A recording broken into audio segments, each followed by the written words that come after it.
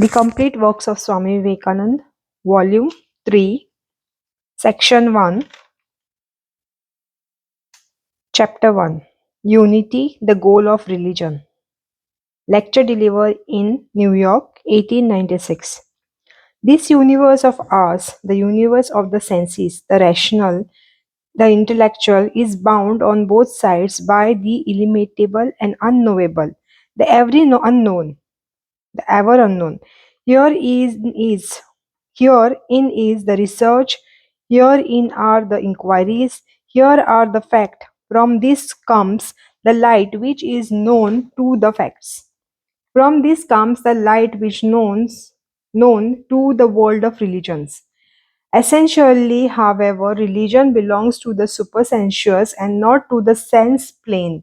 It is beyond all reasoning and is not on the plane of intellect. It is a vision and aspiration, a plunge into unknown and unknowable, making the unknowable more than known, for it can never be known. This search has made has been in the human mind, as I believe, from the very beginning of humanity. There cannot have been human reasoning and intellect in any period of world's history without this struggle, this search beyond. In our little universe, this human mind, we see a thought arises. Whence it arises, we do not know, and when it disappears, where it goes, we know nothing, not either.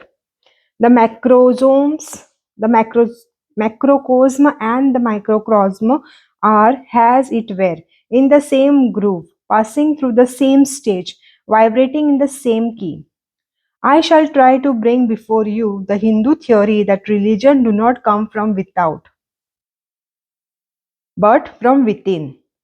It is my belief that religious thought is in man very constitution, so much so that it is impossible for him to give up religion until he can give up his mind and body, until he can give up thought and life. As long as a man thinks, this struggle must go on, and so long man must have some form of religion. Thus, we see various forms of religion in the world.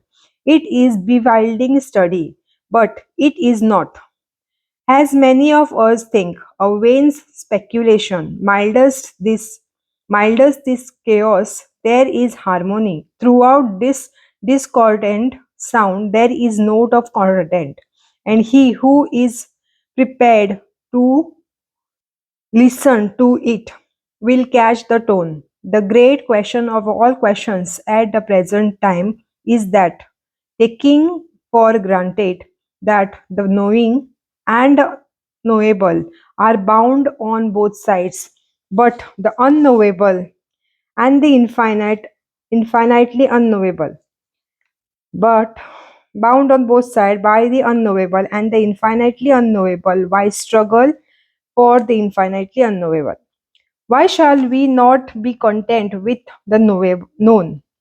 Why shall we not satisfied with eating, drinking, and doing a little good to the society? This idea is in the air. From the most learned professor of the prattling baby, from the most learned professor to the prattling baby, we are told that to do good to the world in all religions, and that it is useless to trouble ourselves about questions of the beyond. So much is this case that it has become a truism. But fortunately, we must inquire into the beyond. This expressed, is only one part of that unexpressed. The sense universe is, as it were, only one portion, one bit of that infinite spiritual universe projected into the plane of sense consciousness.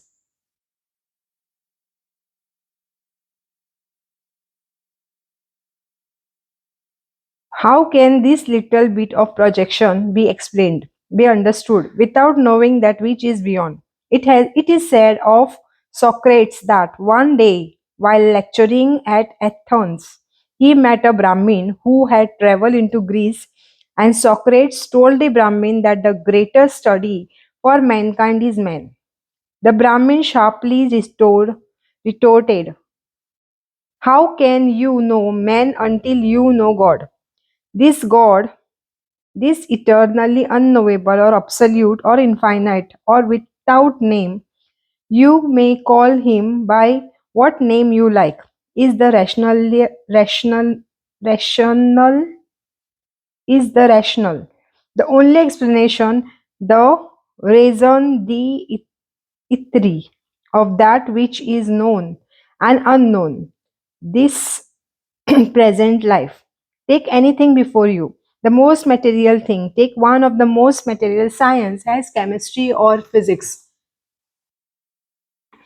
astronomy or biology. Study it. Push the study forward and forward, and the gross forms will begin to melt and become finer and finer until they come to a point where you are bound to make a tremendous leap from this material thing into the immaterial. The gross melts into the fine, physics into metaphysics, in every department of knowledge. Thus, man finds himself driven to the study of the beyond. Life will be a desert, human life will be vain if we cannot know the beyond. It is very well to say, be content with the little of the present. The cows and the dogs are, and so are all animals. And that is what makes them animals. So if man rests content with the present and gives up all search into the beyond, mankind will have to go back to the animal plane again.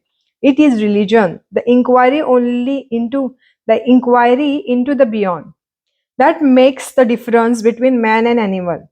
Well, has it been said that man is the only animal that naturally looks upward? Every other animal naturally looks down. That looking upward and going upward and seeking perfection are what is called as salvation. And the sooner a man begins to go higher, the sooner he rises himself towards this idea of truth as salvation. It does not consist of the amount of money in your pocket, or the dress you wear, or the house you live in, but in the wealth of the spiritual thought in your brain. That is what makes for human progress. That is the source of all material and intellectual progress. The motive power behind, the enthusiasm that pushes mankind forward. Religion does not live on bread, does not dwell in a house. Again and again you hear this objection advanced. What good you can religion do? Can it take away the poverty of the poor? Supposing it cannot, would that prove the untruth of religion? Suppose a baby stands up among you when you are trying to demonstrate an astronomical theorem and says, does it bring gingerbread? No, it is not. You answer. Then says the baby, it is useless. Baby judges the whole universe from their own standpoint, that of producing gingerbread, and so do the babies of the world. We must not judge the higher we must not judge of higher things from the low standpoint. Everything must be judged by its own standard, and the infinite must be judged by the standard of infinite. Religion permeates the whole of the man's life, not only the present but past, present and future. It is therefore the eternal relationship between the eternal soul and the eternal God. It is logical to measure its value by its action upon 5 minutes of human life. Certainly not. These are all negative arguments. Now comes the question, can religion really accomplish anything? It can. It brings to man eternal life. It has made man what he is and will make of this human animal a god. That is what religion can do. Take religion from human society, and what will happen or what will remain? Nothing but the forest of brutes. Sense happiness, sense happiness is not. the goal of humanity. Wisdom, that is jnana, is the goal of life. We find that man enjoys his intellect more than an animal enjoys his senses. And we see that a man enjoys his spiritual nature even more than his rational nature. So, the highest wisdom must be this spiritual knowledge. With the knowledge will come bliss. All these things of this world are but the shadows, the manifestation in the third or fourth degree of the real knowledge and bliss. One question more: what is the goal? No, nowadays it is asserted that man is infinitely progressing forward, and there is no goal of perfection to attain to. Every approaching never attains, whatever that may mean, and however wonderful it may be. It is absurd on the face of it. Is there any motion in a straight line? A straight line infinitely projected becomes a circle. It returns to the starting point. You must end where you begin. And as you began in God, you must go back to God. What remains? Details. What remains? Detail work. Through eternity, you have to do the detail work. You at Yet another question comes. Are we to discover new truth of religion as we go on? Yeah and yeah. In the first place, we cannot know anything more of religion. It has all been known. In all religions of the world, you will find it claimed that there is unity within us. Being one with divinity, there cannot be any further progress in the senses. Knowledge means finding this unity. I see you as a man and woman, and this is variety. It becomes scientific knowledge. When I group you together and all call human beings, take the science of chemistry. Take the science of chemistry, for instance. Chemists are seeking to resolve all known substances into their original elements, and if possible, to find the one element from which all these are derived. The time may come when they will find one element that is the source of all other elements. Reaching that, they can go no further. The science of the chemistry will have become perfect. So it is with the science of religion.